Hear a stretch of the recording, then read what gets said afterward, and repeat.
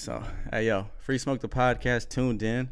Got my guy Louis Belt, Louis Do Too Much, Sonnie Bo, a lot of motherfucking names, man. Appreciate you pulling up. Hey, man, I appreciate you for having me, man. Am I supposed to wear these headphones? I hate listening to myself. If you want, just make sure the mic is close to you. I'll be monitoring it. All right, so it's all good. All right. Man, bro, appreciate you pulling up. We met at No Jumper last week. I was hyped to see you in there because, like, working at No Jumper, bro, I just be trying to have more NorCal, Sacramento Bay Area representation in the office. For sure. I was happy to hear. I'm like, okay, yeah, we got Sacramento in our house, you know what I'm saying? So I felt some type of home. We got like 3 Sac people. For real? Yeah, in the office.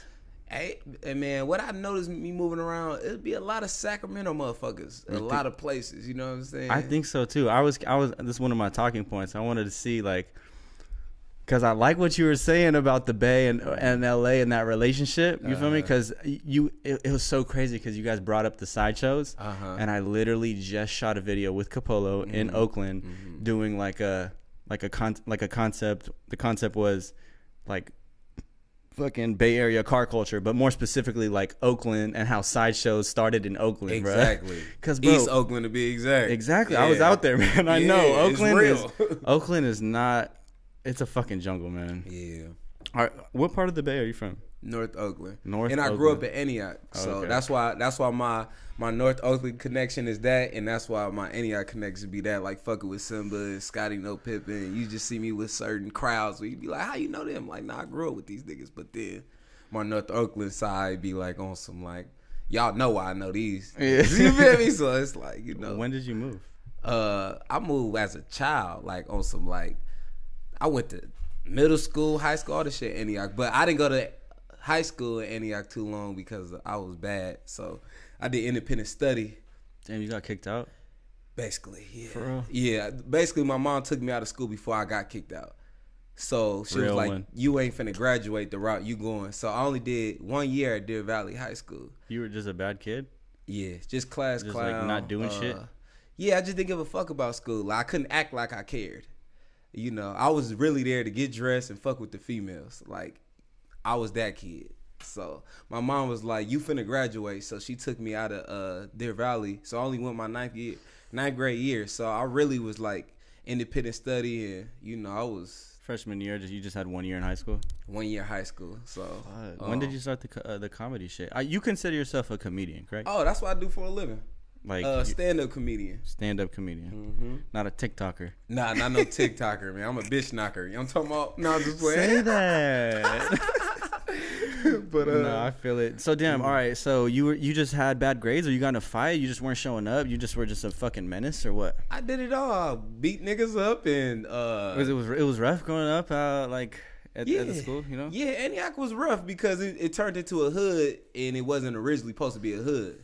So, you know, it's a lot of people from Richmond, San Francisco, all different types of places in the Bay Area end up going to school in Antioch because we was all transitioning. Right. You know what I'm saying? So it's like, you know, most of my problems would be people from, you know, Pittsburgh or San Francisco or Richmond or something like that, because it was like Antioch was like unorganized. So it was like nobody respected nobody because nobody knew. So it's like people used to be like on some like, nigga, I'm from Oakland, I'm from Richmond, and it's like nobody cared about Antioch. Exactly, so it's like I grew up in a city where people didn't respect the city we was in, and everybody was just like from where they was from. So it was a lot of problems. A lot of tension. Like, shit, you know, chip on your shoulder type shit. Yeah, because, you know, people didn't know where people was coming from. Like, you don't know my family, you don't know my grandma, you didn't. So that community-based thing wasn't like that in Antioch. So it was a bunch of chaos, you know. So do you feel like the Bay has a lot of structure though, like in terms of, so being out here in LA, because you live out here now, right? I'm back and forth. Okay, so like comparing the Bay to LA in terms of like the streets and shit, I feel like out here they have a lot more steps and, you know, more rules to follow in terms of the, like, compared to the Bay. Oh, you talking about like the real LA, like the hood part of LA? Well, I think the hood part of LA kind of helps run, like, they kind of got a backbone on all of LA type shit, you know? That's a fact. So I'm just like seeing how shit gets run out here. I feel like they kind of have. Do you feel like the Bay Area has OGs like that? Nah. That's the problem with the Bay Area. I feel like it ain't no structure. Versus LA do got structure because it's a gang culture. So you know they got OGs that put on for the set for years, and they got a certain level of ranking where they can stop a whole hood war. There's like a conversation before anything happens. Exactly. I could respect that out here. That's why I was like, that's pretty tight. You know. I do fuck with that. That is dope. But coming from the Bay Area with certain shit, it's like. It's cool, but I don't come from that, so it's like I can't never agree with it. Like I understand it, but I cannot be like, oh, I'm like I couldn't be like you're not gonna follow it. No, I'm never gonna. You're not gonna ever see Louis Belt be adopted in no gang. You know what I'm saying? Because it's like because most of the gang members, they be niggas security guards and. Well, yeah, that's why it's like if you come up in this rap game and say you're not really connected from the streets. Someone's gonna make you pay to be from the streets, exactly, exactly. That shit. I would be stressed out about that if I was an artist. You feel me? Or you just gotta line up with the right people and just, it is what it is. Well, it matters where you from because it's like I know from being from California, like, we don't need nothing. Like, I'm from where we make the weed. I'm not make the weed, but we the plug with the weed. Bay Area, you get that shit from Northern California. California is, we in the same state, so I don't need no guns or none of crazy shit like that, versus people that's coming from like Chris Brown and they from Virginia and Soulja Boy, from hella far. So even if they did have some type of street connection, they still gotta tap in because they in Cali and they don't know nobody. Nigga, I'm from California, so I don't need a gang behind me. I could just have it's a 5-hour drive from my hood to LA, man. We can shit. It matters how you niggas moving. For sure. But you gotta just I don't know. You gotta just know how to maneuver. Yeah, but rap is very different from comedy. But I know a lot of my rap niggas, they don't kind of participate in the gang culture neither though. So but Sacramento is different because y'all gang bang in Sacramento. I'm talking really from my Bay Area roots on some we don't participate in no gangbanging shit. Do you feel like the Bay Area kind of lacks like a team mentality? I know people say that sometimes, but I feel like one thing LA does, having that structure helps kind of bridge the gap between people type shit, where it's just like, all right, well, we don't really fuck with you, but we still gonna get this money together type shit. You feel like the Bay Area could benefit if they kind of work like that? I really think the Bay Area really do work together a lot. I think that's what kind of hinder us at moments because all Bay Area do is work with Bay Area. Yeah. And the only people care about that is people from the Bay Area. Versus Los Angeles, so many people that come into this city that's not from Los Angeles, where if it's like, if you the man in Los Angeles, you get to work with people from other cities because they got to tap in with you. Yeah. Well, that's why I like what Empire doing out there, what they doing in San Francisco, because it's like Empire is making artists from all over come to the Bay Area. You know what I'm saying? So if you under that Empire umbrella, then you get to possibly work with other artists outside the Bay Area if you got enough traction going on because they coming through Empire in the studio and and I could respect that they stay in the Bay Area too. Yeah. That shit is tight. Yeah, so it's like I think the Bay Area work together too much. I think it'd be better to see a Bay Area artist make a tape with a New York artist or make a tape with an LA artist. I feel like the gap between LA and the Bay has gotten a lot smaller. Like you see kind of more people that would kind of see each other as competition, kind of fuck with each other and embrace each other. Like for example, like you got SOBRBE, or you had SOBRBE in the Bay, you had Shoreline Mafia in LA. There's like parallels between sound and kind of image and shit like that, but they came together and made songs together. Yeah. Which I feel like back in the day, I don't know, I wasn't really around like that, but I feel like it wouldn't be that quick, or there'd be I feel like HBK had a lot to do with bridging that gap. I think they did a good job with it because the first time I ever heard Problem was through I Am Sue. Yep. And I thought Problem was from the Bay because at the time HBK was like running the game with the Bay Area shit, and then it's like I Am Sue and Problem made a tape and it was slapping. So that's how I discovered Problem. And I feel like a lot of people in LA discovered I Am Sue through Problem. So it was like an even exchange. So it's like, I think we got to do that more to collab with other cities, because the Bay will make a whole fucking 30 soundtrack, 30 songs on it. It'd be all Bay Area and Sacramento motherfuckers on there, and it's like, that's dope. But who really cares? I mean, the NorCal YouTube fans, they be going up. It be going up. They've definitely grown and start showing out more for sure. But yeah, I feel But they move too fast. By the time, you know, the Bay Area, they gonna give you a soft year or two run, and you being hot and everybody fuck with you, and then next thing you know, it's the new Bay. Because in the Bay also, it's like you could be in the Bay or NorCal, and you could have all your favorite artists from the Bay that sound completely different. Yeah. In a way, you know what I'm saying? Like, you got the R&B shit going, you got the fucking gangster trap shit going, you know, the player, like, melodic shit. Oh, mamas. Like, so maybe that's it. Yeah, I think everybody just need, like, I like what Mozzie doing. Like, out of Sacramento, he doing his thing because it's like, you see Mozzie expand, you know what I'm saying? Like, you'll see him on different songs with, like, he the one that do have a song with King Von and these other type of artists, you know what I'm saying? Like, Mozzie got a whole tape with a dude out of Philadelphia. What's his name? Battle rap guy. Fuck, I forgot his name. He dope. Gunplay? Nah, not Gunplay. Sue Surf. That's his name? He from New York? I thought he was from Philly. Was somewhere over there, you know what I'm saying? But it's like he got a whole tape with that person. So it's like Larry June got a whole tape with Cardo and in Payroll. Like, I think that's dope, because it's like I want to hear all my favorite artists on one song. Sometimes it's like I want to hear the Bay. All right, so who you fucking with from the Bay? I see you've been working with Larry June. You did some video with him. Right now, my favorite rappers out the Bay is Simba. He killing shit. He out of Antioch. He going dumb. Larry June out of San Francisco. He going dumb. I love Larry June. Larry keeping it player on these niggas. That's damn near it right now, cause I be listening to so much Bay Area music where my list be changing right now. Constantly it be changing, but I don't know, this past year or two, you know, similar like my brother, so I always, like, you know, #1 supporter, but Larry for sure. I'm off my nigga Larry. I'm on this motherfucking player shit right now. The player music is so slept on. It is, cause niggas ain't players, so they can't relate. You know what I'm saying? Like, nigga, I'm game related, so I can relate, bro.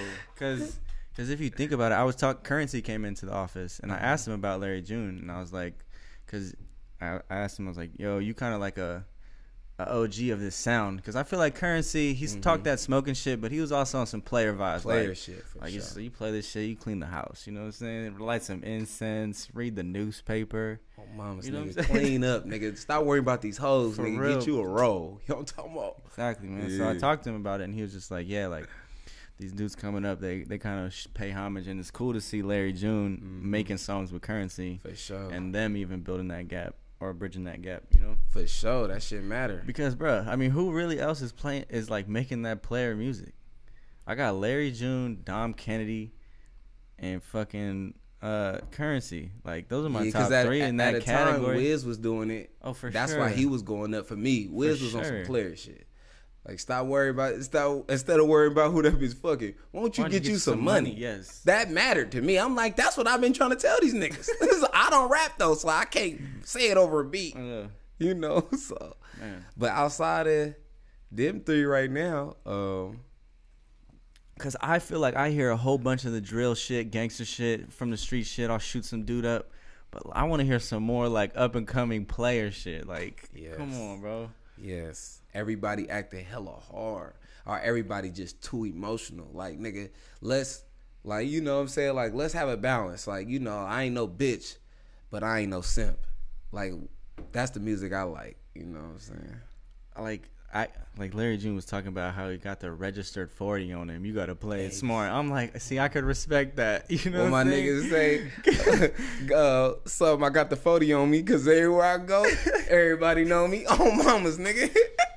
Bro, but I'm saying, like, because if you compare that to like some gangster rap shit, like, they're rapping about 5 unregistered, fully loaded, like guns in a fucking car with the broken taillight. Like that's not how you really do it. Player. You hot. You finna go to jail. Yeah, smoke. Yeah, how we gonna hotbox the whip when we're about to like shoot up the spot? Like, you know what I'm saying? Like you can't. You gotta just move smart, but you gotta be mature. There's something about Larry June's raps riding that dirty, are mature. don't smoke in the whip. It don't make you a bitch, nigga. That make you smart. Stay on your toes. That's the narcs, I'm nigga. telling you, man, Larry June, bro. But I love to see Larry June's progression and like his ability to kind of rebrand himself. Because when I got first put on him, he was making that like that master manipulator scent, like that, like real just.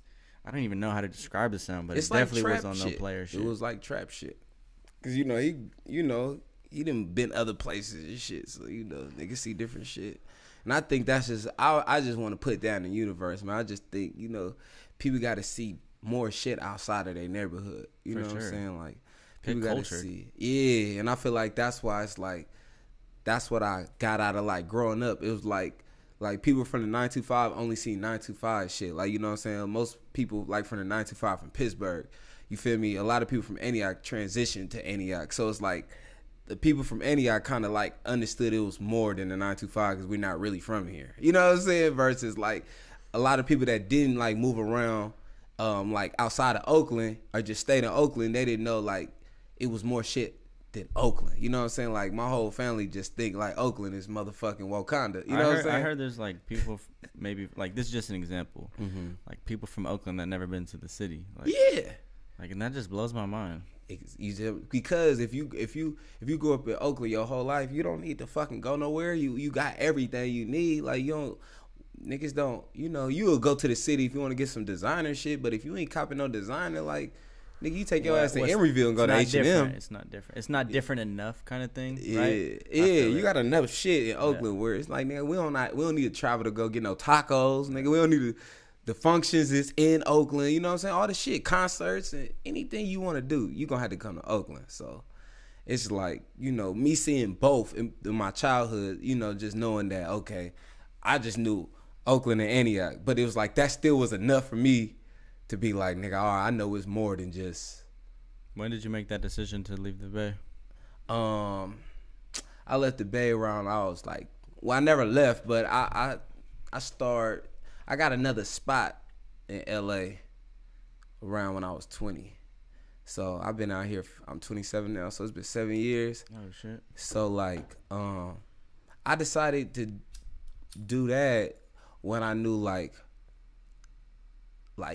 for me to get like love in Sacramento and like San Francisco and certain places like that, like places I didn't go as a child, I kind of felt like that was like the world for me. Like, like when I did a show in Sacramento and I sold it out and all this shit, and I'm just like, nigga, I felt on. You're like, maybe these Sac people ain't that bad after all. Yeah, I'm like, oh, nigga, it's like, it's lit. Like, it's bitches and, you feel me? I'm thinking like that was like the world. You know what I'm saying? So it's like, it opened your mind to seeing more. It opened my mind to see more, but I feel like I done that, and I did like the whole Bay Area, did the whole Northern California run, and then it's like I elevated and started like fucking with like people more like in the industry, like Mike Epps and D Ray and just other people, and I just seen like where they at, like, you feel me, like they in L.A. Kevin Hart is in L.A. Everybody is in LA. So it's like, all right, let me see what that is. I wanted to elevate my game. And then when I got out here, it was just like I seen the best of best, everything. And like when I got here, nobody gave a fuck about me. Like they didn't know me. Like I was like used to going everywhere and taking pictures with everybody. And everybody famous. Out here quick. Humble real fast, but it's a way bigger pond out here. It was like, it was humbling, but then I had enough love to the point with my comedy connections to the point where it's like, it was like the fans don't know me, but I got access to certain shows and doing certain shit and performing at the Laugh Factory, performing at the Comedy Store. Like how'd you get plugged in there? That's what I'm saying. My boy Bob Sumner, he the one put together Def Comedy Jam back in the day. So like he the one discovered Bernie Mac, Chris Tucker, Marlon Lawrence, all of them. So I performed at the Comedy Store. My boy Red Grant, shout out my boy Red Grant. I was telling him, like, I'm in LA, you know what I'm saying? Like, I'm trying to perform. Red Grant, like, shit, it's good. Pull up to the Comedy Store. He throw me on stage, and then Bob Sumner seen me It was like, man, you a star, like, you know what I'm saying? Whoop. And I already knew who Bob Sumner was because I know my history. So I'm like, oh, like, that's crazy. Like that's dope to get a compliment and for him to believe in me. So it's like, I did that, killed it at the comedy store, and it was just like hard for me, like, to be like, all right, that was like, oh, I'm gonna go back to the Bay. Like, no, like, I need to do this shit some more. It was like one of those moments where it was like a pivotal moment where you're just like, damn, this shit could be really real. Yeah, like, I could really make it. Like, I'm getting money back home. Like, yeah, I'm doing my thing, but it's like, I realized what matters is mattering to people that matters. I was a big deal in a small pond. It's like, you know, hella, all the hoods know me. You know what I'm saying? That everybody loves Sonnie Bo. That's cool. Like, that's love. But at the same time, how am I going to take a step? How am I going to get where I'm trying to go? I didn't get in this shit to be like a Bay legend. I came in this motherfucker to be a legend. So, you know, I feel like it was a stepping stone. Like, you know, it's like I never like say I'm a legend myself, but I feel that way. But it's like, you know, once I reached a certain point of the Bay level, it's like, all right, like, what I'm going to do? Like, at 20, I did skits with Marshawn Lynch and so much shit. It's like, what the fuck is next? Like, what is my goal in the Bay? Yeah, so like when did you even start this shit? Like, what was the timeline between like first fucking skit or, you know, special or, you know, to like, okay, these people are recognizing me, I gotta move to LA. Like, how long did that take? I feel like my first skit, I did my first skit when I was like 19. What made you want to start that shit? Because I threw a comedy show. I did several comedy shows. I did probably 20 shows. And as a comedian? As a comedian, stand-up comedian. People wasn't coming because they didn't know who I was. So it's like, I'm trying to charge $20, but I'm not famous. So it's like, why would I pay $20 to see a motherfucker I don't know? Mm-hmm. So I peeped that, okay, it's not about talent. It's not about me being funny. It's about me selling tickets. So I did a skit because I was noticing like hella like internet people was getting like followers and shit, and they having fans, but they don't even do shit in real life. So I'm like, if I get people that know me, I can get them to come to my show. Yeah. So I'm like, I'm finna get on the internet. So that's how I created Sonnie Bo, because I know I needed some type of I would say kind of like I needed something that could grab people's attention. So it was like cloud chasing, but organically. And also kind of relatable. And relatable, you know what I'm saying? Like, the people can definitely gravitate to that shit. Exactly. So I'm like, I'm not finna act like no female. You feel me? I'm not gonna do that. And I'm not finna like do no clout chasing shit to the point where it's like it can jeopardize my community, my name, and my career. You know what I'm saying? So it's like, what can I do to represent my comedy career, represent my community? You know what I'm saying? So I'm like, Sonnie Bo. You know, so I created Sonnie Bo. But how long were you a comedian? So you just off rip you're like, I'm a comedian, I'm doing the stand up shit. First thing is first show. First thing, like, I was first thing in the game, like before all the online content. Oh yeah, for sure. I for sure was cause I made up my mind I was gonna do stand up comedy when I was 17, because you gotta think when I was telling you how I was in independent study. So while everybody at school playing sports, all the little cute shit, I'm at home trying to figure out what the fuck I'm finna do with my life. You know, so I already had I had already had my adult life planned out. But when did that sink in? Because I feel like you get kicked out because you're not thinking about your adult life. You feel me? So like, when did it really like hit you where you're just like, damn, I'm fucking up? Shit, you got to think about it though. So I was 17, but by the time my senior year, I ain't been to school in 3 years. So it's like I went to school, but I had independent study. So I went to what's the shit, continuation school to pick up my work and then go package home. Shit. Yeah, on some package shit. Yeah. So it's like I was so used to like staying at the house until it's time to go to a party. So it's like while everybody at school and shit, I'm thinking about hella extra time. I got hella time on my hands. You think it made you grow up quicker? Hell yeah. I feel like me being independent study made me realize like the value of time and the value of presence. Like my presence. So like it's hella weird. Like when I start like building up my name and shit, and I can go anywhere and party. I didn't do that because I did that in high school. Like people only saw me on the weekends. So I felt famous as in high school because it's like Like, you're not seen every day you're on not. campus. I'm not seen, so I'm special. I'm rare. I knew the value of not being seen, but being at the right place in the right time.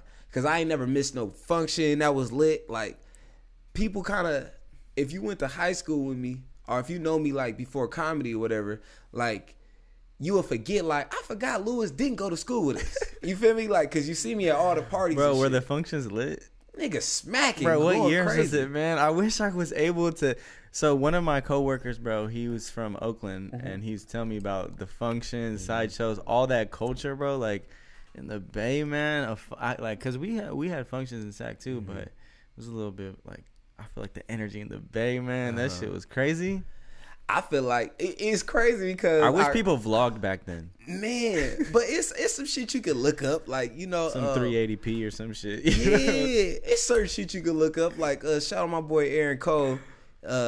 He went to Deer Valley. He used to throw Antioch parties and shit, and he filmed a few. Really? So, and it's like 1 million views. Like, look up Antioch house parties. That shit got like 1 million views. I swear on mama. So it's like that's fire. And then Project X, that was Guap Dad and all his partners and shit. They used to throw functions in Oakland and shit, and them motherfuckers used to be popping. Like, crazy energy out there, huh? Yeah, for sure. Like, lit. So, but this is before everybody. This is before the internet. So it's like, it's so many people that like, you know, probably cross paths and we didn't even know. Yeah. At the time, like, people didn't know Louis Belt with Sonnie Bo and all this shit, and niggas didn't know. Like, we were just functions. We not thinking about niggas. I probably didn't see so many niggas at parties, and we probably don't remember that part because I don't remember them from the party. They don't remember me from the party, but the bitches do. So it's like, it was really about dancing. Like, you on ass. Like, because also, like, compared to LA and the Bay, I feel like the Bay is just always about the bitch, man. That's what I'm saying. Like, really though, you know, like, I feel like it's just you gotta just spit some isms, bro. Yeah, like, it was just turned up. It was just a time that I didn't even know it was special because it was our life. So it's like, you know, I feel like from damn near, it was popping before my time, but my time was like, saying, it's been popping. It's been popping. You feel me? Bro. So my time, Wiley, was 06. Yeah, 06 to 2012. So still a like, prime era though. That's 2012. Yeah, 06 to 2012. It was jiggy. Damn, you probably got some stories. Man, I'm telling you this, man. Trust me. I think I still. Now I don't know. I'm grown and I did a lot of shit, but put it like this: it took me some time for me to catch up to how many females I done fucked. I fucked a lot of girls in high school. In middle school, like middle school to high school. And you weren't even going to high school. You got just count freshman when year. Niggas was scoring touchdowns. I was touchdowning somebody's girlfriend, pussy. I was hitting shit. Niggas was tackling niggas. I was tackling they bitch. So it's like, yeah, I didn't play sports, but I played your bitch. No, I was just like, damn. So that's why I feel like I'll be cool now. Like, I be chilling and shit. Like, I don't be at the club. I don't be like if I go out, it's really on some like, I'm fucking with one of my rap niggas, and it's like, I'm with y'all niggas. I'm not the nigga. You ain't gonna just see me and my niggas at the club. We don't really fuck with it like that because we grew up going to so many parties and shit getting shot up and. Bro, outside they have the clubs outside. That's how fucking sideshows were birthed. The fools couldn't get in, bro. They're just like, well, all right then, fuck yo, we're gonna make our own party. Like, I think that shit gave me PTSD, whatever that shit called. Like, I'm fucked up. Like, I hate being in the club now. Like, I hate loud ass music and it being dark because I think I'm traumatized because so many shootouts and guns. Bro, what? That is hilarious. It was wild, but it was a hell of a time. I'm glad I got to experience it. Cause how old is you? I'm 26. You 26? Oh, yeah. We same age, so it's like yours are probably different out there. Yeah. And really, like, you know, I was just, you know. I wish I'd have knew about Sac more when I was, cause at that time, like when we talking function era, I would have went to like if I had Instagram, bro, y'all would have seen me out there. I would have been out there fucking with y'all parties. We would have got that shit lit. Bro, because like I remember Sage the Gemini pulling up on like the high school, you know, like little tours, and he pulled up to like our high school in Sac. I'm like, yo, what the fuck, you know? So yeah. Yeah, the power of the internet is crazy, bro. I was part of the era with shout out my nigga Sage, man. That's a good nigga. But yeah, I was at the function. He was at that motherfucker. He was standing on the wall. I was on ass. I'm like, So when he came out with the song, I'm like, oh, this bro, they don't be getting no ass at the function. This song go. You feel me? Damn. You know what I'm saying? But it's like, I only went to, it was a party in Fairfield. And I went, because this girl, Get It Indy, she was like popping on YouTube and shit. And she was like from Fairfield, Vallejo, some shit. And let me not get Fairfield and Vallejo mixed up. She probably was from Fairfield. So she was hella cool. So she invited us to her function in Fairfield. It was cool. It was cool. It was fake jiggy.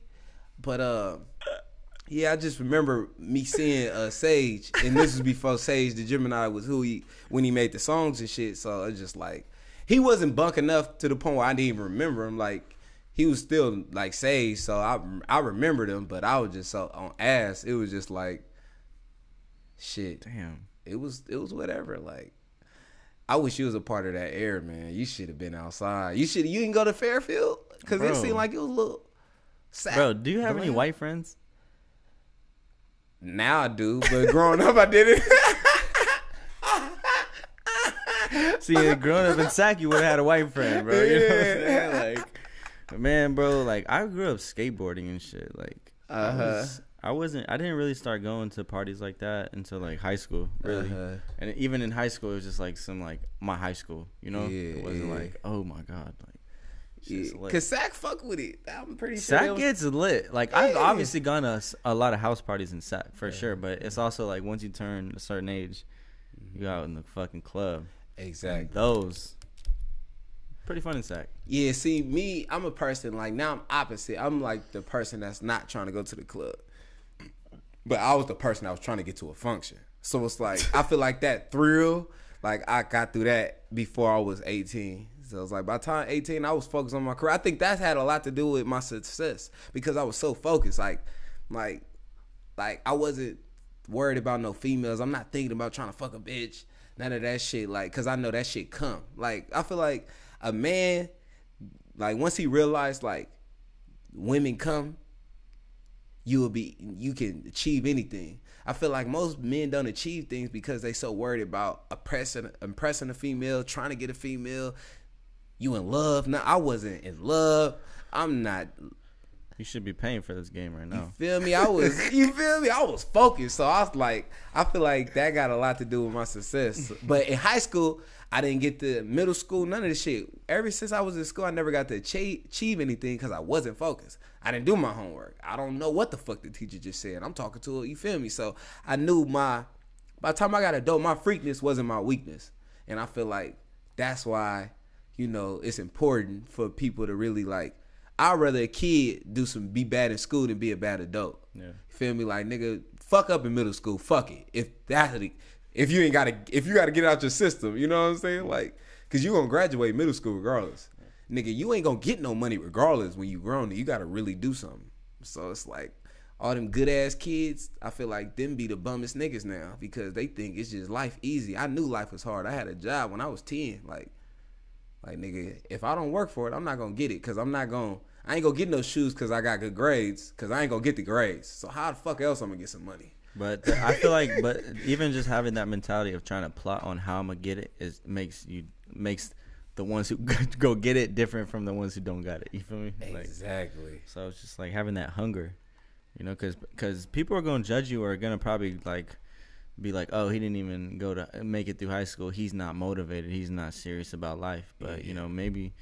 You know, it sounds like you just needed time, or you just started earlier than people. I just started earlier, but my mom made sure I graduated. So independent study helped me graduate because it's like all I had to do was do the work. Like, I used to not do no work the whole week, and then if I got to turn in my papers Friday, I just do all my work Thursday and then turn that shit in. Was it hard for you, or you're just like weren't stimulated from it? It wasn't hard because I think they didn't make it hard.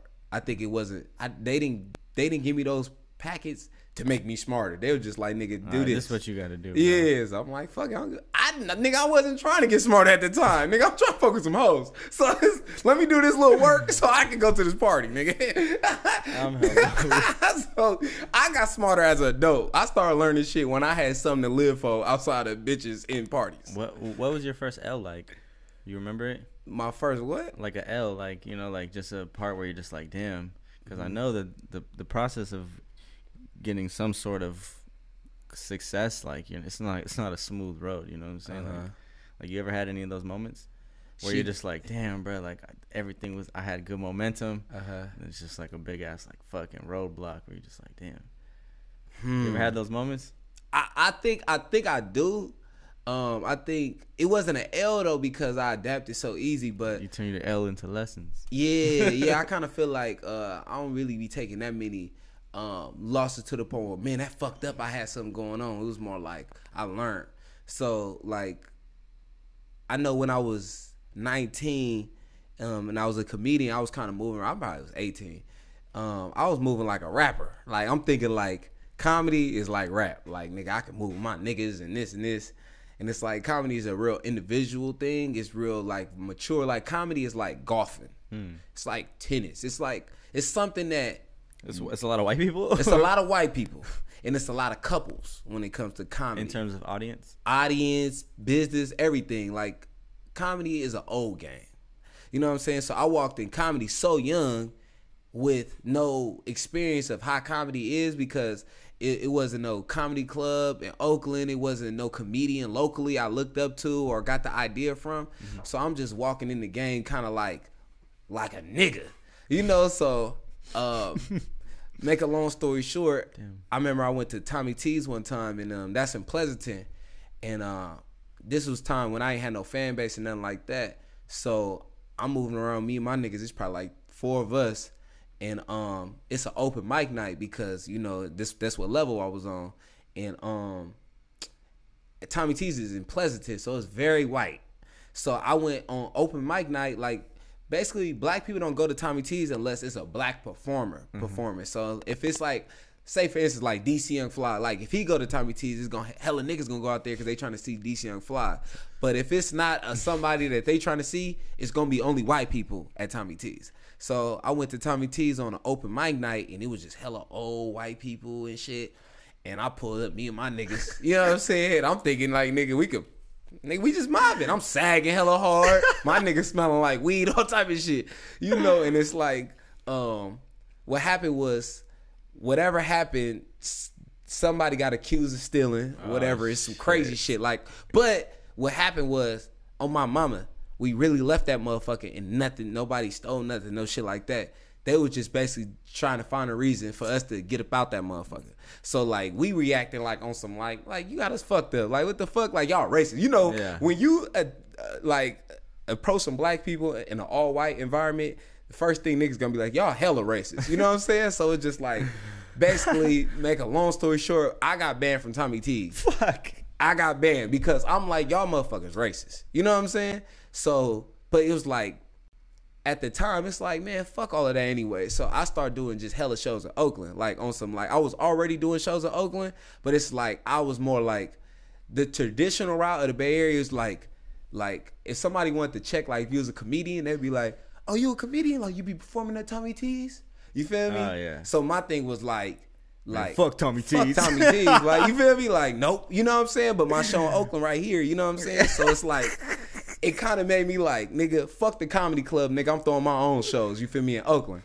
You feel me? But like later down the line, that just helped me being an independent artist because that taught me how to put together my own shows, book talent, book the venue, pay myself, all that shit for so many years, to the point I built up my shit to the point where when I did get my name and Sonnie Bo, that shit started happening, it was like I'm not bringing my audience to, you know, them. I'm bringing my audience to where I want my audience to come, and it showed me like the power of, it made me realize like my influence, like nigga, I could be a comedian, I don't even gotta perform at Tommy T's and still have this shit lit. Like I was more lit than, not was, but it's weird, but it's like, you know, I'm one of the most successful comedians from where I'm from, and I ain't do the traditional route. Like, you know, it was more like I've been independent for so long, so it taught me. By the time I got to LA, it's like this shit was easy because it's like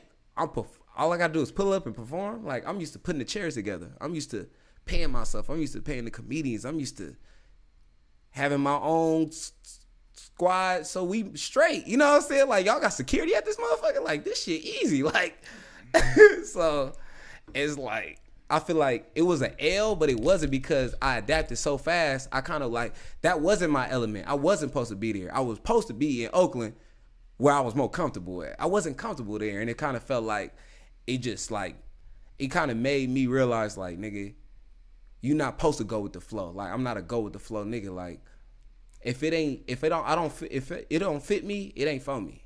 And I learned that early from that personal experience of me getting banned. But you know, I got more popping and all that shit, and you know, they invited me back.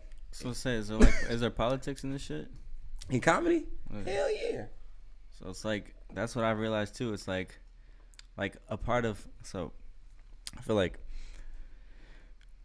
these dudes in LA, right? They're gangster, but they also get business done, so they politic. You know what I'm saying? So it's not immediately off rip like we're gonna start all this shit. You know, like they see the consequences of, you know, they kind of take a step back. Like, is it like that where it's just like there's a lot of just like you got to come to a point where also you want to do your own shit, you want to be like fuck them, but also you're like, okay, but business is business. Yeah, you know what I'm saying? Like, is there ever that? Like, did you have to come to terms with just like, okay, like I'm still gonna be me, but also it's just like at the end of the day, what's the better move in long term for my career type shit? Exactly. And I for sure had to adapt to that, and I feel like that played a big part of me moving to Los Angeles and all that shit, because it's like I feel like me being like in Hollywood and shit made me a better comedian because I'm around comedians. Like when I was in the Bay, when I'm in the Bay, I'm not around comedians. Like now I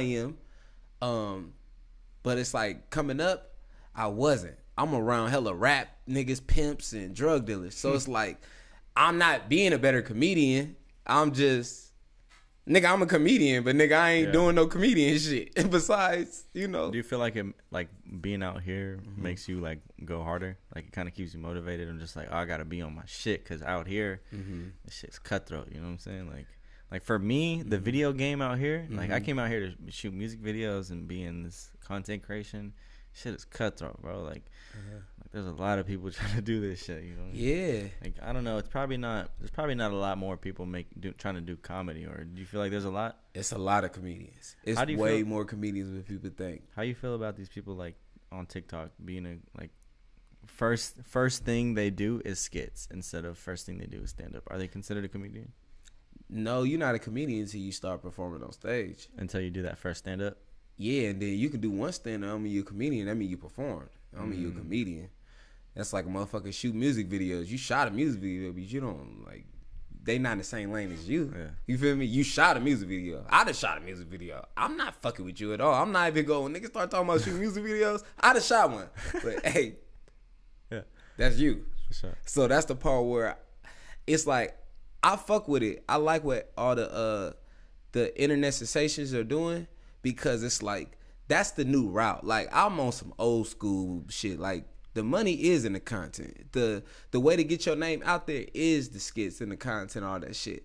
They purpose might just be different. Like I did that on some, like I do that to this day. Like I do content because I'm drawing attention to my comedy career, my shows, and like I built up an audience so they can come see me live. Like they building up an audience and just monetizing that shit. It's the same hustle.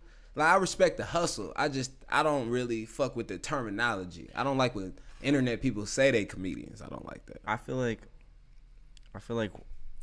we grew up our kind of like real age where we're like super influenced by shit. We grew up in a very transitional period with technology, and that plays a big part on like how we like interact and shit. So I feel like the old system is more like long-term thinking, and the new system is just more just like in the moment. Oh, I'm gonna get this check. You know what I'm saying? So it's just like you kind of have you've adopted both. I feel like where you understand where it's like I'm just gonna grind and have loyal fans and build that shit up, because at the end of the day they're gonna fuck with me just to fuck with me. You know, like I don't have to be doing all this other shit, or like, you know. But you also do like online content. You started a podcast, all that shit, like.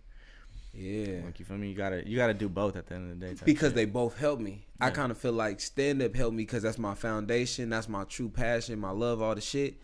But then it's like if it wasn't for the internet, I wouldn't be at the level I'm at right now this fast. Like I would have got to it, but it probably took me 10 more fucking years. But like, you know, it was a big jump. It was like from 18, 19, nobody coming to my shows. Like, you feel me? Like, nigga, I'm not finna pay $20 to see Lewis. Like, bro, what were those nights like? Like, you preferred to no one before? Hell yeah, I'd have performed just in front of my mama and my niggas. Like, damn. Like, that's why my connection with my whole foundation is different from like a lot of other motherfuckers. Like, well, that takes a lot of, you know, pride, I'd say. You feel me? Like, you gotta just be like, all right, well, fuck y'all. I believe in me, you know? Yeah, but I feel like everybody that knew of me believed in me. Like, if you knew my personality, you like, oh, you gonna be a good ass comedian. It's just people didn't know me. Like, you know, like to this day, like, it's so many people in this world that don't know who the fuck Louis Belt is. It's not like they don't believe me. They just don't know. They ain't checked out my shit. But once they check it out, I kind of feel like people be like, oh, I fuck with them or I don't. You know what I'm saying? It was just so, like, during those times, I just realized, like, people just don't know me. So how the fuck I'm going to get my name out here, you know? And the internet helped get my name out there faster because I'm on flyers. But that's like you said, that's like the old game. Like, you feel me? Like, older people, like, that I popped the trunk, I got the CDs, buy one type I shit. didn't pass and out that's flyers. Some Bay Area culture shit. That's yeah. like the independent grind out there in the Bay is like, okay, now I could do it myself. Yeah. Or like, you know what I'm saying? So yeah. So I kind of felt like it was some goofy shit to like sell shit online. Like, I was taught, like, nigga, to sell. I learned how to sell shit in real life. Like, exactly. I sold CDs. I didn't put flyers in people's hand. Like, that's how I was taught. So it's like, you know, like, to see people like selling merch and shit, it's like, nigga, I've been selling merch, but it was just in my trunk. You feel me? Now it's like everybody, it's easy to sell merch. I came into the game where, nigga, it was hard to sell merch because, nigga, you had to really have some hustle. You had to really put the shirt in a nigga hand and be like, how that feel? You feel me? Like, you fucking with that? Yeah, like, throw me 20. You feel me? Like, these motherfuckers is selling shirts but never really sold nothing. Yeah. So it's like, I get, because I got merch online that does very well, and I do but in real life, everybody know that you came to my show, nigga, you gonna leave with some merch, nigga, because me and my niggas pressing shit. We got it, nigga. Ah, dude, that's fire. That's fire. Everyone gets pressed on the way out. Like, hold on, you got your tea yet? No, I need dub. Come fuck with the movement. You know what I'm saying? Like, that's how I really came up. Bro, yeah, man. Who's the type of people at your show? You got mostly white people? What? Oh, no, it be all niggas at my shit. Women, really. All the bad bitches, all the real niggas come out to see me. You know what I'm talking about? If you pulled up to see me, you know what I'm talking about, you a motherfucking P. And all the women, you know, they love it. So, bro, all right, what was your first show like? My first Were you show, hella nervous? You ever just have, like, you ever get nervous? Bro, I was nervous as fuck, bro. I feel like the most nervous I ever been in life, in my whole life. Like, you gotta think about it, nigga. I'd have been around shootings and all type of shit. Niggas was like, you nervous, but you ain't this nervous. Like, the most Did you practice nervous it? I ever been. What was your pregame like? Like, you feel me? How long did it take you to write the bit? How long was the bit? Nigga, I need details, bro. You gotta think about it. I made up my mind I was gonna be a comedian while I'm at home doing independent study. So I'm writing hella jokes. Fuck school, nigga. I'm finna be a comedian. Nigga, I ain't going to college. Nigga, I ain't going to NBA. Nigga, I'm finna be a comedian. You ever stole a joke? Nah, that ain't my shit. Cool, I'm real big on being original. All right, let's say. But like, that's a good question though. You should ask a lot of comedians that. Niggas be stealing for sure. I hope you ask every comedian that shit. I wrote hella jokes, right? Hella little bits. Went on stage. I was so fucking nervous. I forgot everything I wrote.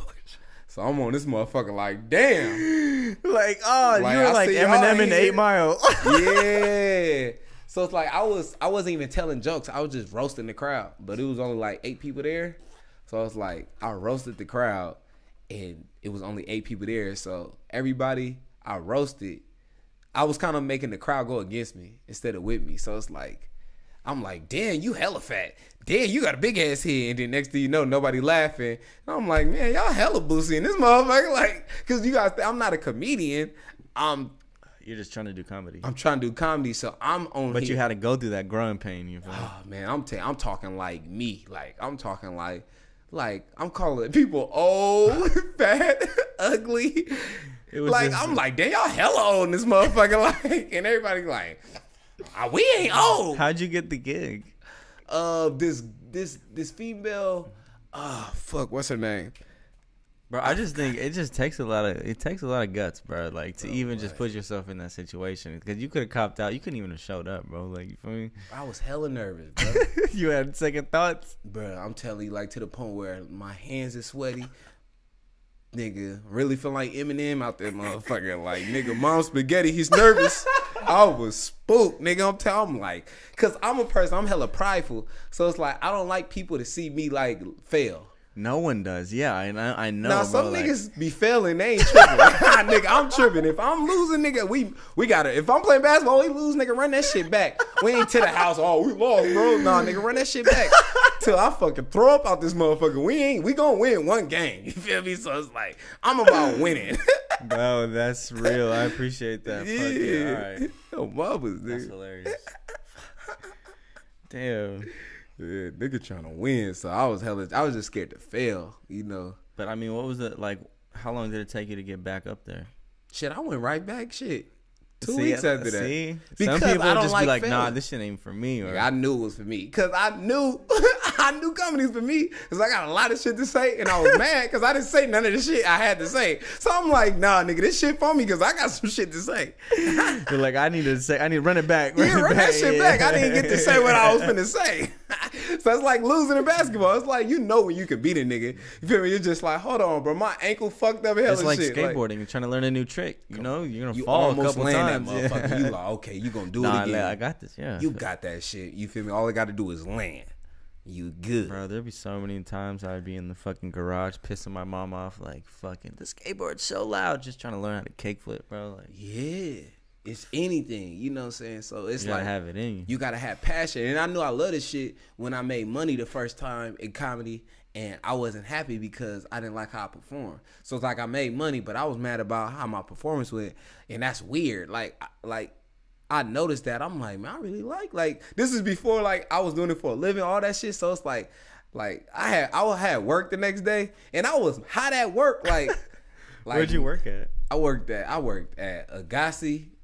It's like a female clothing store, like shoe store, all the shit. Oh my god. That shit had bitches in there. Oh, you're just gaming all day? Man, I love that job. That was the best job I ever had. It sounds like a fun job. Yeah, I worked in shoe department, so it's like, You touching bitches' toes and all that? nah, I'm just bringing out their shoes. You like toes? Nah, I ain't no toe nigga. You know what I'm saying? You never But sucked no toes before? it was, nah, I don't fuck See? with that. Should've- I'm a should've- hands person. I like the hands. Like, if your nails ain't done, my dick ain't even gonna get hard in your hands. It's like, don't touch my shit. I need her. You got the hands nails, and my shit gonna rise up looking at your shit. I'm like, okay, your nails done. If I come over your house and then nails done, I'm like, man, what's up with that shit? Like, man, reach in my pants and stop playing. Get this shit started. You know what I'm saying? I don't give a fuck. You can leave your socks on with them nails, A1. Bro, I need the fingers and the toes done. You feel me? I ain't gonna lie, you just can't have no beat ass toes, but I'm not a toe person, so I don't really be. I didn't probably fuck some bad bitches with some weak feet. I don't know. Feet are probably like the worst part of a person. My like, nigga like that. My nigga always talk about that. She be like, this bitch feet. I'm like, man, fuck her feet. How that hands and that ass look? Fuck her feet, man. Man, he finna do nothing with them feet. Bro, that's hilarious. So damn. All right. So how long did it take from your first show to be like the second show went smooth? You were able to spit your shit? Yeah, I think. Or you still fucked up? No, I did my shit the second show for sure. I forgot where my second show was, but I did. Oh, what I did make sure though, I think I do remember my second show. I brought on my niggas because the first show I went by myself because I didn't want nobody to see me fail. Smart. Nobody. I didn't let my parents come. I didn't let none of my niggas come because I wasn't show. So it's like I went and performed, and I feel like I was so nervous and overthinking the situation so hard, I wasn't being myself. I mean, that's why you forgot your shit. That's why I forgot, because I'm like thinking so by the book. I'm like, I didn't go up there and have fun. I wasn't myself.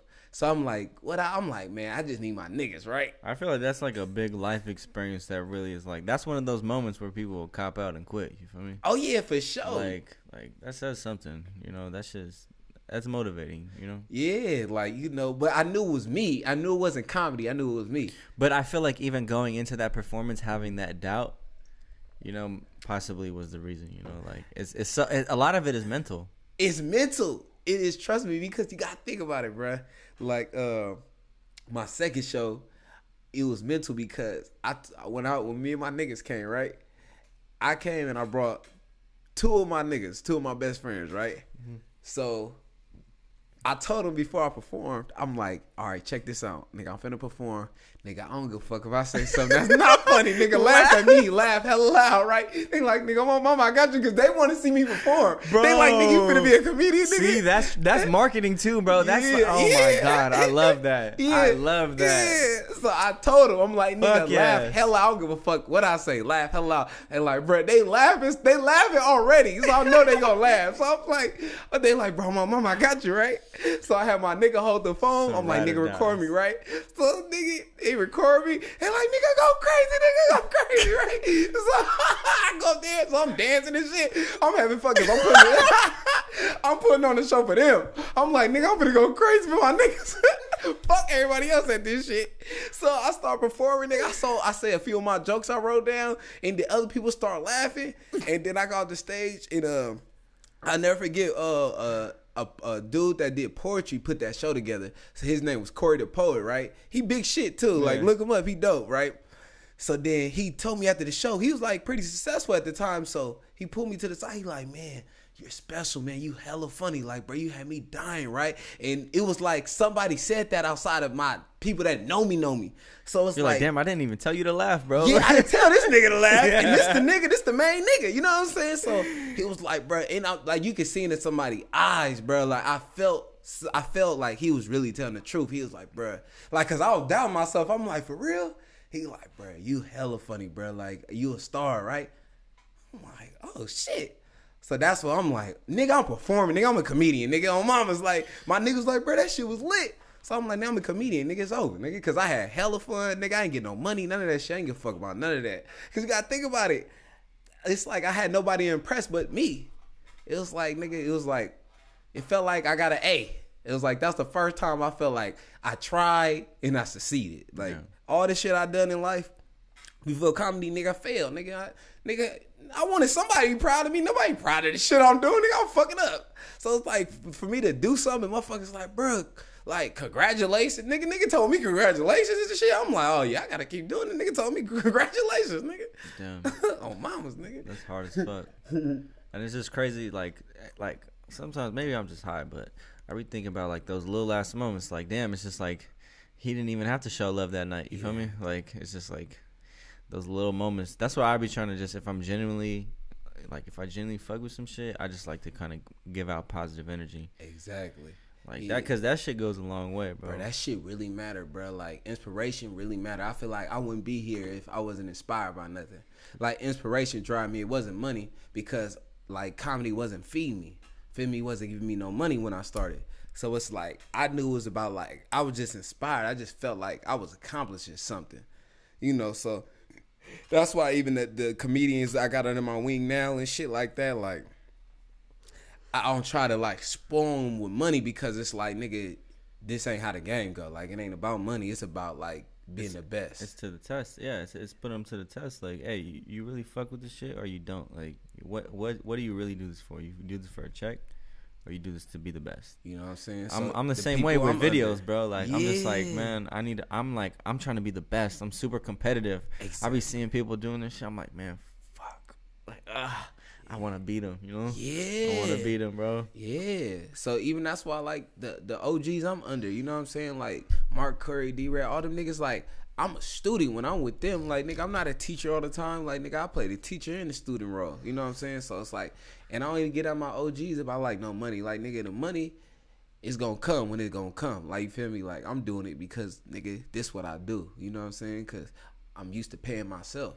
So it's like, I don't see other artists and look about, like, I don't look for people. Like, shit come to me. Like, you feel me? Like, looking for people to pay me, that never been my mindset, because I knew that's how I came up. Like, nigga, nobody gave me shit, so I'm already, like, thinking, like I be damn near in tears when them checks do be coming. Like, damn, somebody gave me this. Do you feel like that could be a negative part of your business model? Facts. Because that's how I've been feeling lately too. It's just like, damn, like, I see people that aren't even as talented as me, but they just know how to just charge a check. You feel me? Exactly. And just kind of sell it. And I'm more pure. Like, I'm trying to be like, man, I'm about the art. You feel me? Yeah. But and then you realize nobody give a fuck about the art. Exactly. They making more money than you. Exactly. And then you're just like, man, I just need, like, it's just like a crazy thing to judge your worth when it comes to this content shit. Facts. So that's a fact. Like that's some inner dialogue shit I've been dealing with. Like it's just like, man, and that's why I appreciate No Jumper, because I've been able to have like some steady income. Exactly. Because bro, there was a time where I was just like,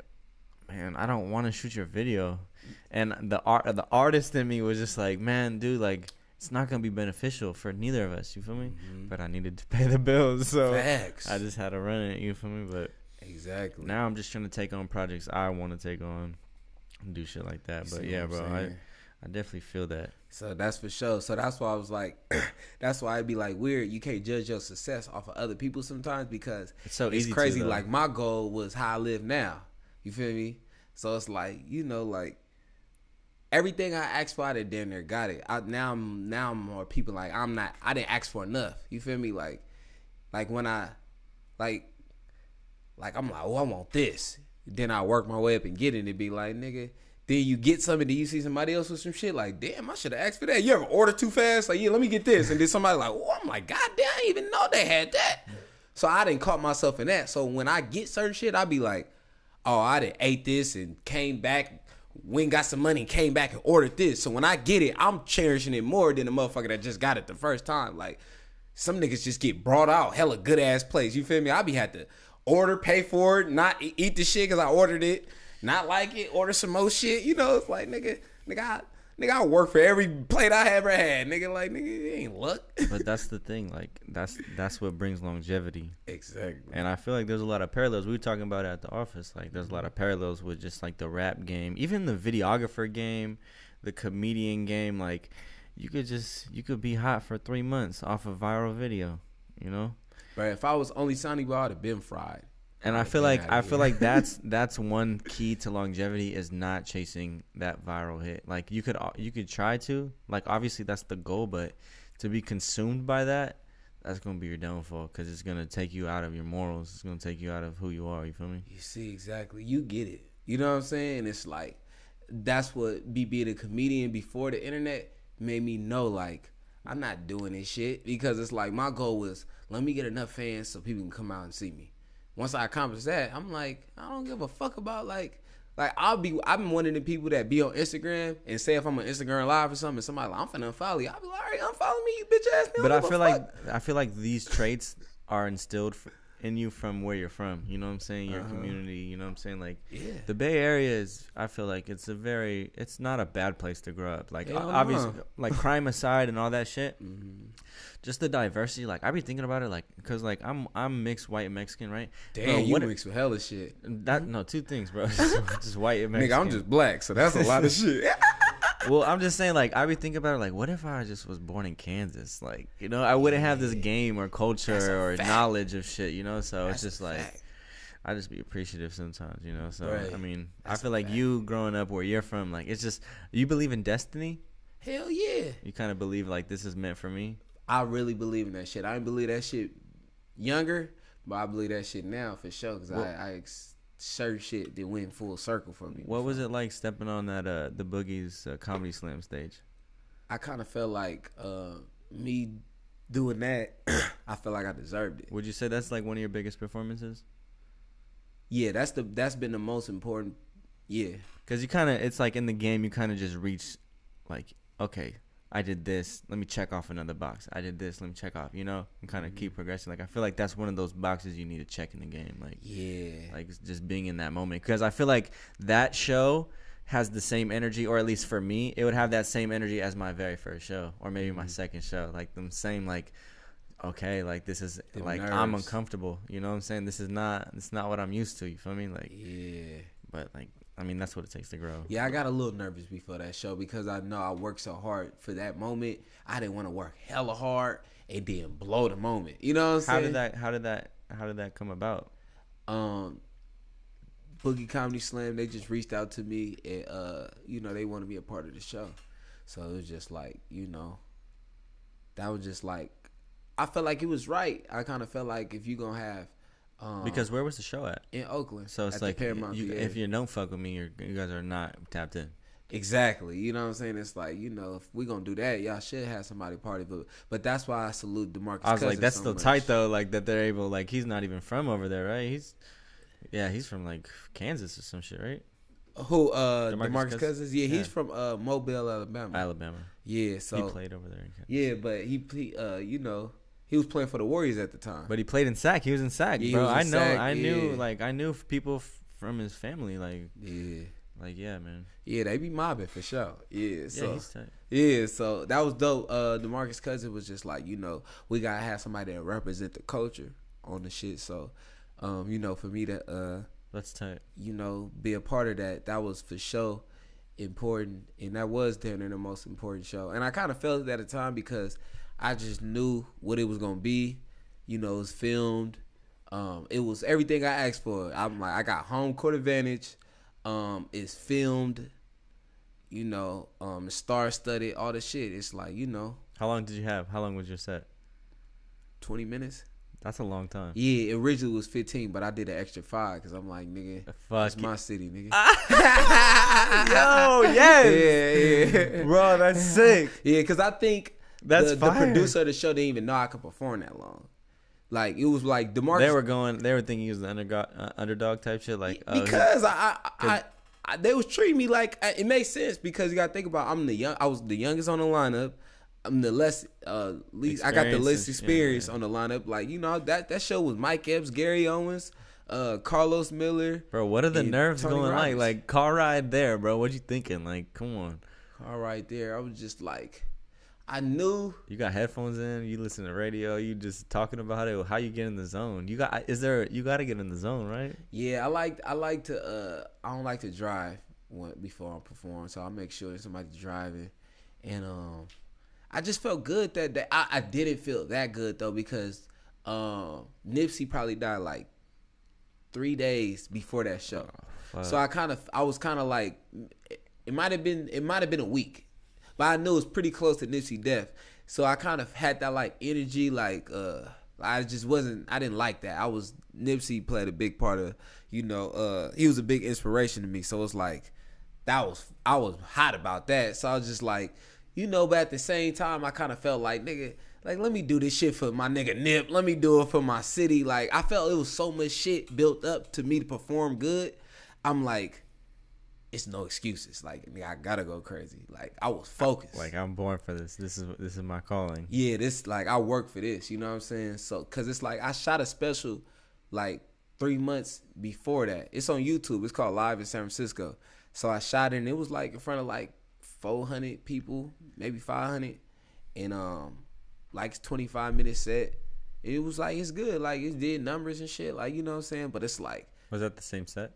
Yep, it was the same set. I performed the same set on my comedy special that I got on the other specials because I shot it like 3 months after. So it's like, I'm like, this is my special. But then I'm like, oh shit, my real special coming up. You know what I'm saying? So I was already in motion. Like, I was tight. I was working on my shit.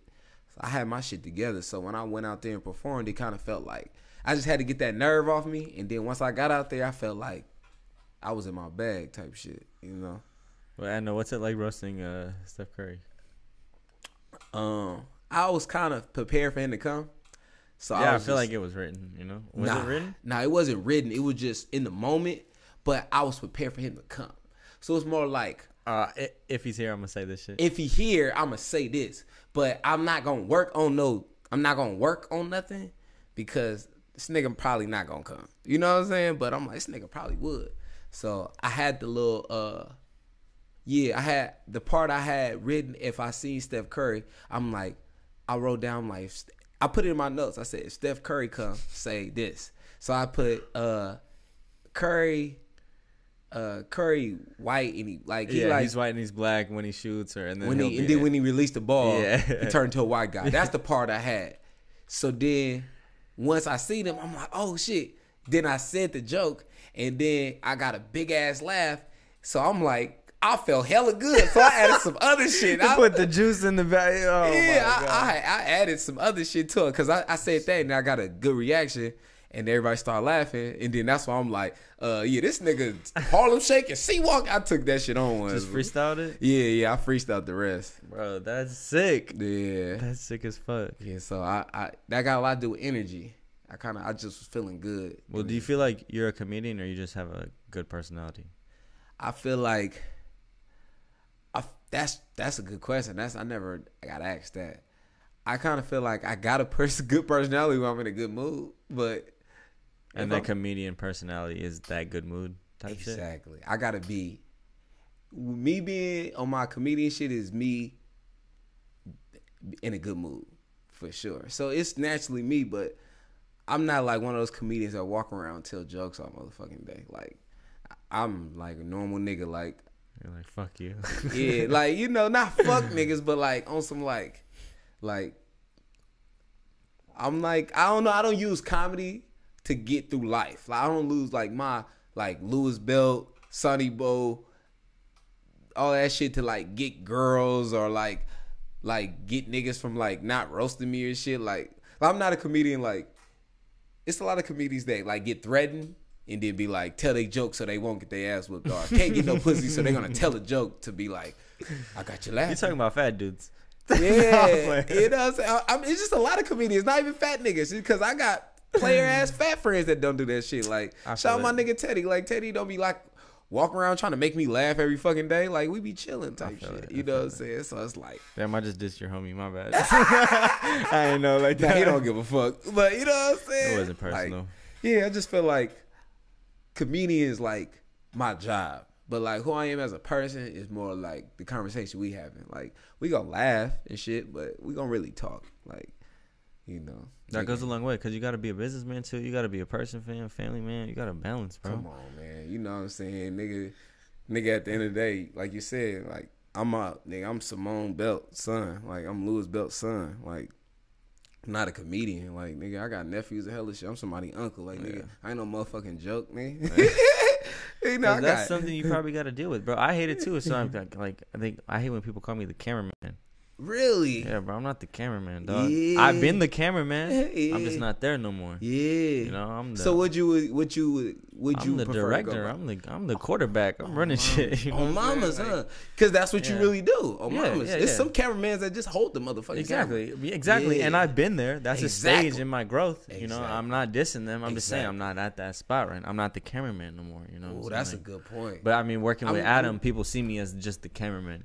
Yeah, I'm putting a mental note to that, to people, the directors and certain people I see.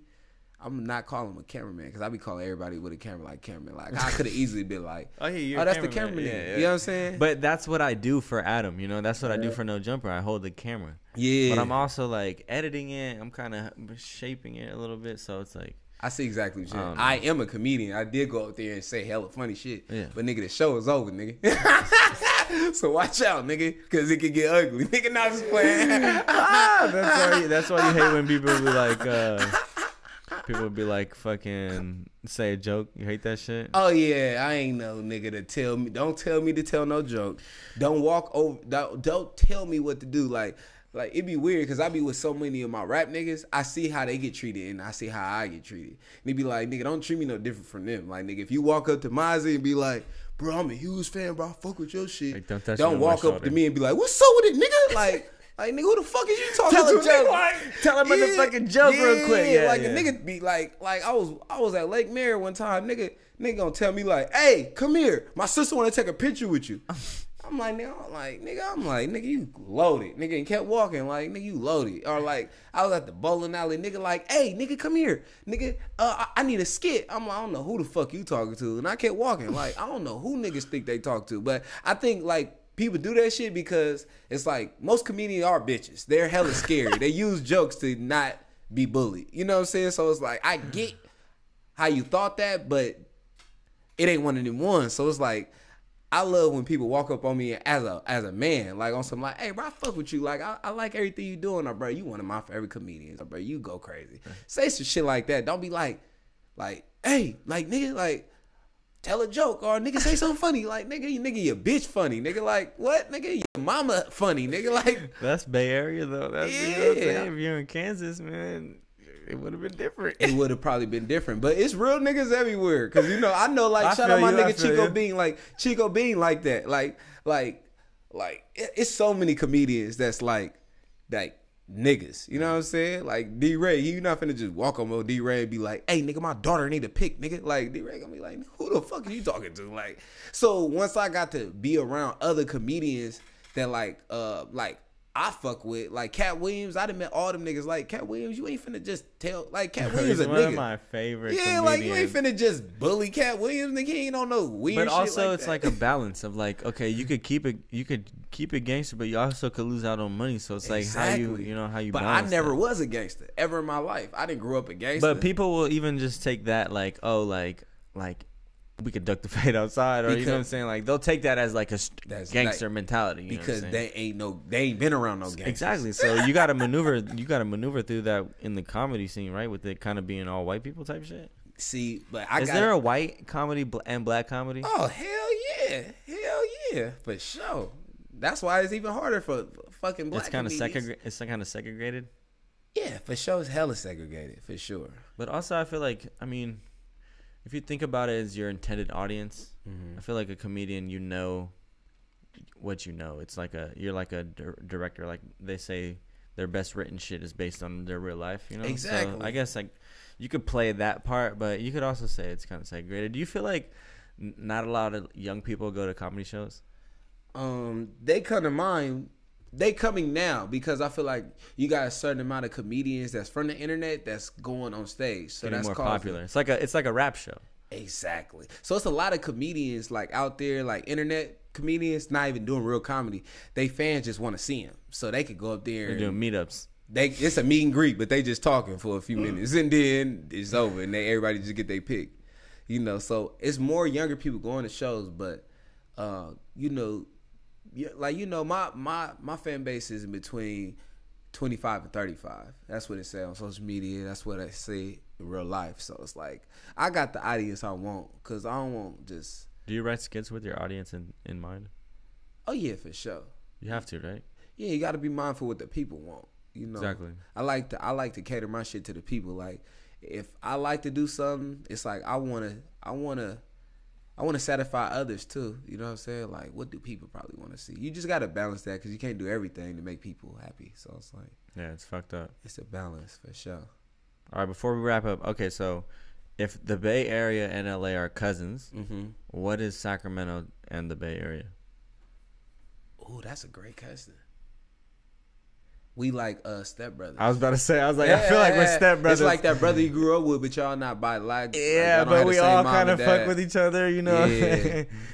Definitely. And we might have the same dad but different mamas. I feel like, because like I feel like the game is the dad, and I feel like Sacramento still live by the code like the game. Like y'all not like game goofy. Like you feel me? Like y'all still was raised. But I feel like we had to earn that. We had to earn that a little bit. Y'all just wasn't in the house with your daddy. So it's like you was raised with your mama type shit. So it's like y'all was in Sac with your mom. I was in the Bay with my pops. So it's like, nigga, we related. But it's like, nigga, I got a little more game because I was really with pops in the Bay. Your daddy a Bay nigga. Hell no. Hell no. But we family. Like, nigga, that's my brother. Nigga, we tripping. Nigga, don't get it fucked up. Nigga, Sac and the Bay, we together. More than L.A. You know what I'm saying? For sure, so but I feel like we've, like, Sac has had to, Sac had to put in some work to get that. You know what I'm saying? Yeah. I feel like kind of the Bay respects Sac a little bit more now compared to back in the day. Yeah, I feel like we'd be, like, identical if it wasn't no gangbanging. Like, if it wasn't no gangbang in Sacramento, it'd be. I mean, bro, Mac Dre was in Sac. That's what I'm saying. Yeah, like he was in Sac. He called it Sacramento. Exactly. Like he was back and forth. So it's like they're related for sure. Yeah, for sure. Sac for sure. It's like the Bay could never diss Sacramento because a lot of the Bay Area support. I got some Sacramento fans that fuck with me tougher than some Bay Area fans. Like, nigga, they fuck with me. I didn't literally see my fan base. Like, when I go to Sac, I'm expected to see certain people, like, and I don't even know them personally. I just know them because they've been supporting me for the past 7 years, like, pulling up.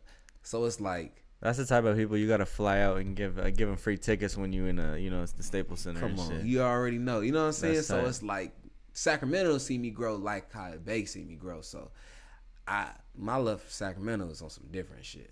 That's the first time I ever felt famous. Really? I did a show in Sacramento. I'm famous. But even that could be that could kind of be a diss too. You feel me? Like, you know what I'm saying? So it's just like, it's not though, because no, it's I know. My experience, I don't got no family in Sacramento. Maybe we show love. I don't know. I didn't grow up going to Sacramento, so that was the first place. Like I remember I didn't do seeing your no shit. sold out show in San Francisco. Like I had to work up to that. The city mode, hella shit, and I wasn't going to San Francisco like performing. Like I'm in Oakland, so people from the city, like I performed in the city a few times, but it wasn't like I'm promoting San Francisco. Come out, I'm trying to pack this motherfucker out. Like I'm performing in the city, but like Sacramento, like that was the first place where it's like I don't know hella people in. I don't know people, and then it's like. I didn't come here as a child. I didn't even know nobody. You weren't expecting embracement? No, because I didn't know nobody in Sac. Like I don't got no family. I don't got no niggas from Sac. Like I didn't go to college. Nothing. Where was your first show in Sac? It was in Oak Park. Touch of Class. Yeah, the Touch of Class. Yeah, Touch of Class. Yeah, up in Oak Park. Were you like? Well, you were probably tapped in on how the politics work in Sac. No, I didn't even know it was niggas out there like that. I didn't know. This was before Mozzie Pop.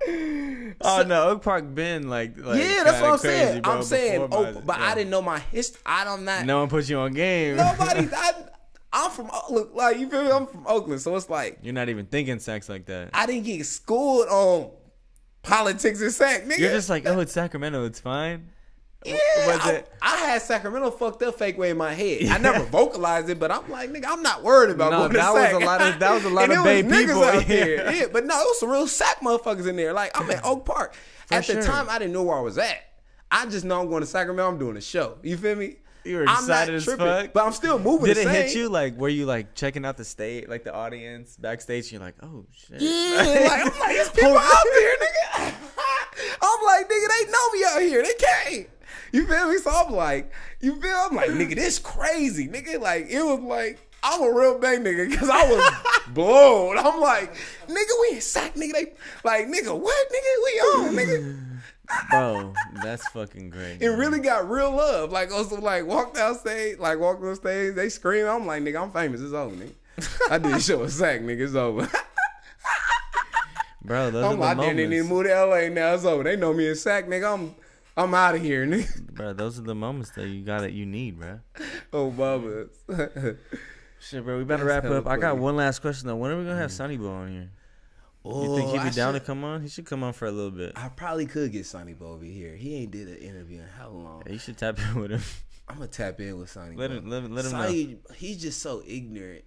It's like what is Sonnie Bo gonna talk about? Like this nigga going. You thought we was just talking about the Bay. Sonnie Bo ain't gone. Let's go. I got topics for him. I got questions. We could definitely chop it up. Okay, that'd be interesting. I think it will. I don't even think he interviewed with a white person because I'm used to this shit. I be fucking with everybody now. You know what I'm saying? I'd have been around the globe with this shit.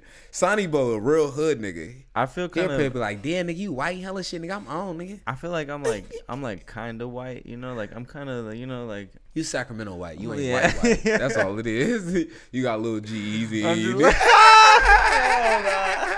just ain't a normal white person. That's funny, but bro, that's my upbringing. You know, just being mamas. Sacramento is really cultured. Like, you know, it's like I grew up with a lot of different people in my. Bro, I fucking- love Sacramento, bro. I love the Bay. Oh man, I love the Bay. See, that's what we need to be putting in the universe, bro. Motherfuckers, all this negative shit, man. That's why niggas be getting killed. Bro, that shit is hectic. Oh, mamas, but A couple people just got shot in down Old Sac. oh, for real. Crazy ass video. There's a video of him getting popped from a long distance, and bro just falls down, man. Yeah, In Old Sac, like in Old Sac, Yeah, like that's- right there by the bridge. That's a safe area over there. You would think. That's, yeah, that's niggas is losing their mind right now. Hectic, bro. Sac, Yeah. yeah, Sac's crazy, bro. Yeah, I'm educated now. I've been going to that motherfucker for 7 years now, so I know the movements now. You know, I take Sac very seriously now. I know what the fuck going on, but nigga, I'm saying like on some just. So I was a white boy coming up shooting music videos in Sac. Oh, yeah, like, yeah. so that's how I kind of developed. You know. Yeah, so you did. Yeah, you didn't play politics a little bit, hella shit. You had to, bro. You Yeah. had to, man. You Sac. got to. Exactly, bro. Yeah, that's why you here. You know how to adapt. You come from something, man. You got a foundation. You I know? appreciate it, man. I've been a long time fan. I'm hyped to have you on the pod, bro. For real. Man, I appreciate you for having me, man. You know what I'm saying? I love doing this shit. For sure. Free Smoke the podcast. Like, comment, subscribe. Check out his podcast too. Check out Sonnie Bo's fucking singles. Any new Sonnie Bo singles coming? Yeah, we music video for my song Go. Maybe It's I coming shoot the out, music man. video for Sonnie Bo. We can line something Sonnie up. Bo, that nigga budget is different from Louis Belt budget. I mean, maybe I'll just, I could do a Sonnie favor Bo or probably something. can't afford you. I mean, We'll see. We can figure it out. But, hey, bro, appreciate you, man. I appreciate you, man.